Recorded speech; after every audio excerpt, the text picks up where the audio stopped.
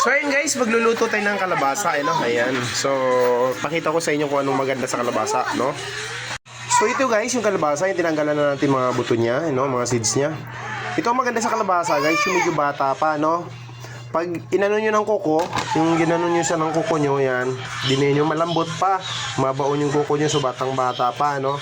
Yan ang maganda dyan. Tapos, hindi nyo nababalatan guys, diretso na to siya kasi wala nang balat-balat to kasi nandyan yung mga sustansya niyan sa balat guys. Sayang naman yung mga sustansya niyan nakadikit sa balat ko, itatapon natin yung mga balat. Tsaka kasama sa pagkilo yan, no? Sayang. O yan, kaya isama na natin yung mga balat guys. O yan, ito yung na-chop-chop ko guys, o. Ayan, o. Igigisa lang natin to guys. Lagyan natin ng kunting kunting baboy, no? Iyon, no? Ayan, so chop muna natin to guys. Chop-chopin muna natin kalabasa natin, no?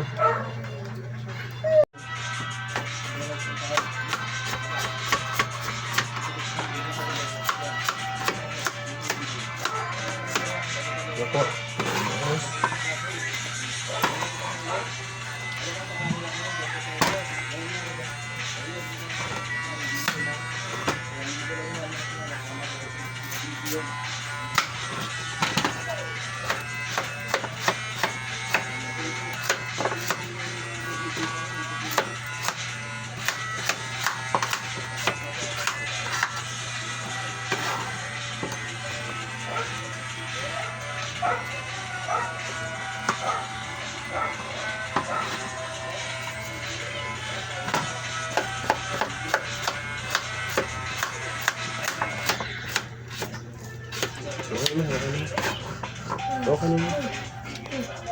Ang pagbalat ng luya guys, hindi natin ginaganyan sa talim, no? Hindi natin ginaganon. Kinikis-kis lang yung balat niya kasi manipis na yung balat yan.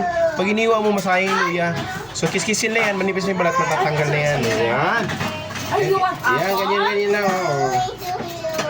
Kinikis-kis lang yan guys, luya. Yummy!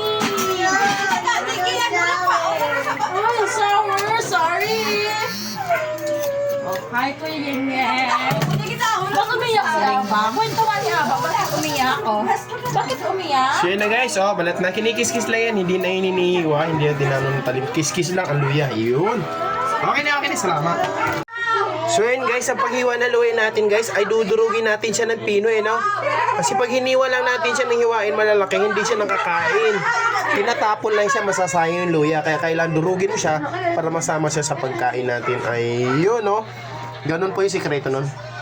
So ayun guys, yung ginagawa natin sa baboy guys, ano pa natin yan, iprito muna natin yung medyo patustahin natin yung para medyo crunchy, no? Bago sa lalagyan ng bawang, sibuyas, yon ganon, tsaka bago ilagay yung gulay para masarap, no?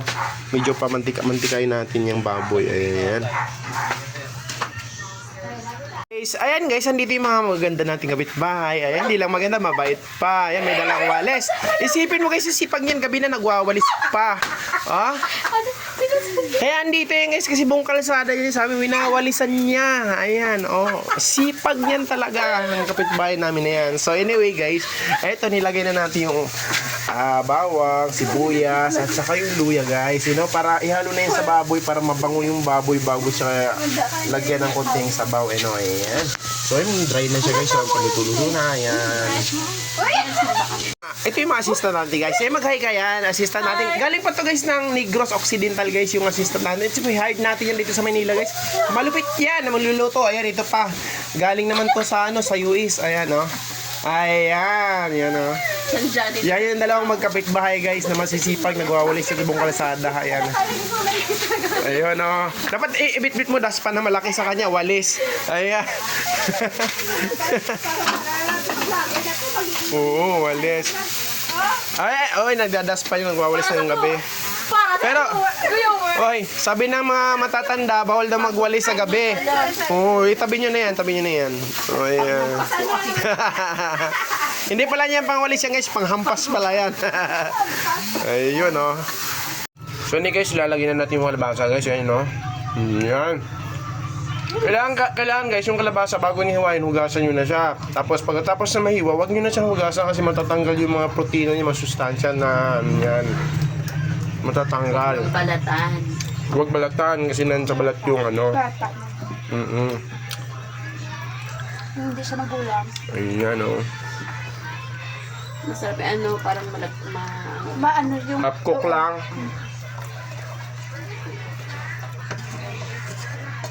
isang Yun, ang dami yan, oh. isang talyase. Ang dami guys, oh. Isa lang kakain, Lord. May gatayan guys, tapos may malunggay pa yan. May malunggay. Lagyan natin yung malunggay mamaya.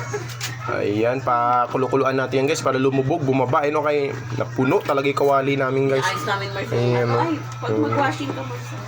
So ayun na guys, luto na yung gulay natin na ginataang kalabasa. Dami kunting baboy, tsaka may malunggay. Ayan guys, sarap. Sarap yan. Oh, wow. Kainan na guys, kainan na to. Wow, isa pa. Wow, mas sustansya ang gulay. Oh, kainan na guys.